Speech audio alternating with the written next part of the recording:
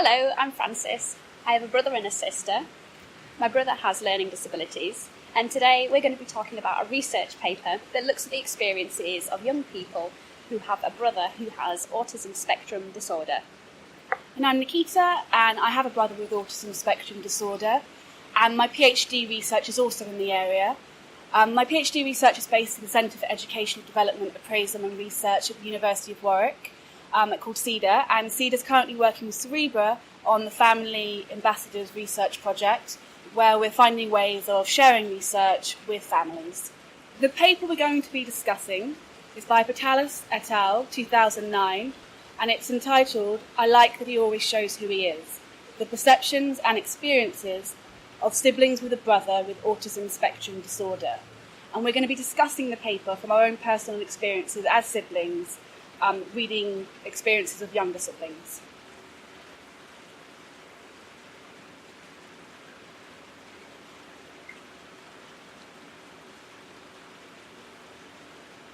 The best advice I could give to my younger self or to any other siblings that I was meeting today, children or adults, would be you're not alone, because so many siblings of people with learning disabilities and or autism don't realise just how much perhaps their life revolves around their brother or sister's care, their brother or sister's routines, their family life, and I think it's really important to recognise that, and you're not alone is a really good place to start with that. That said, when I was younger, I would have found that advice really difficult to listen to because I didn't feel that I was any different to any other family, and I didn't really recognise or identify with that. So someone telling me I wasn't alone, I would have found that really difficult to listen to. But certainly today, I find that really useful to hold on to and something I for other people. What do you think? So I do have a brother with ASD, and I agree with what you say completely, and leading on from it, I think I'd sort of tell myself there's loads of people to talk to. So if you're lucky enough to have other brothers and sisters, you can talk to them, your parents, aunts and uncles, maybe someone at school, and then there's also the charity SIBS who works specifically with siblings. So I would definitely just say to talk about it, and not to feel bad if your emotions change towards your brother or sister every day, because that's really normal. So some days you might feel really protective and loving towards your brother or sister, and other days you might feel really frustrated with them, and that's a very normal sibling relationship. Definitely. And it's okay to feel that, and it's okay to talk about that. And I think that the Patalis paper really captured that nuance and that contradiction of those feelings really well from the participants. Yeah, I agree. I think it really did, and it's nice to see that balance, that recognition of the good days and the bad days, the positives and the difficulties, because I think sometimes as siblings, children can feel a real need to speak nicely about their brother or sister all the time and give them extra love and care. And in reality, a typical brother and sister relationship would have good days and bad days, so it's really nice that that's still reflected in the paper.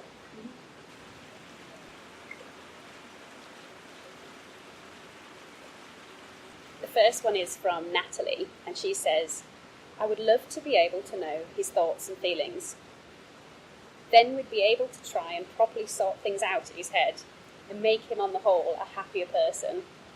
The next quote really links into that. It's from Elizabeth, and she says, "I'd love him to be able to speak." And that really struck me because my brother's non-verbal and expresses challenging behaviour sometimes out of his own frustrations, and sometimes it's very difficult for us as a family to know what he wants, to know what he needs. And I do remember thinking, I'd love to know what you're thinking or how you're thinking, in the sense that when I'm thinking in English and I have this internal dialogue going on. What does he have? Does he think in images? Does he think in words? And that was something I used to think about quite a bit when I was younger. I think now I think about it less because I've just become more accepting of the situation, whereas when I was younger I had a lot more curiosity around it and a lot more questioning.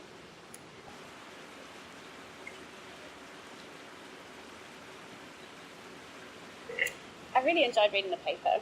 I particularly enjoyed the quotes from the participants. It was really interesting to read other people's experiences, opinions, and see some of myself in that, reflected in that. some questions that I was left with were more to do with the context around the young person involved. So the kind of parenting they'd experienced, their experiences at school, their society, how much support they've got as a family, because I think all of those factors affect their experience of a sibling, of someone with autism. So for me, I was just left with more questions about the wider context, really. I was thinking it's a little bit in isolation. But it was really, really interesting to read their experiences and to hear what they had to say about that. From my perspective, I felt that it really captured some nuanced and contradictory experiences that really spoke to me and resonated with my own personal experience. And although I agree it didn't maybe capture sort of family systems and how the social impacts on their experience, I think what it tried to do, it did really, really well. And it managed to resist this overly simplistic negative narrative and, I guess, capture something that really spoke to me and something that, on a personal level, sort of meant a lot to me. And I don't really get that much from many papers. So it was something rare to read, actually. Yeah, it was quite validating. Yeah. For more information, have a look at the CEDA and Cerebra websites. Thanks for watching, and I hope you found this interesting.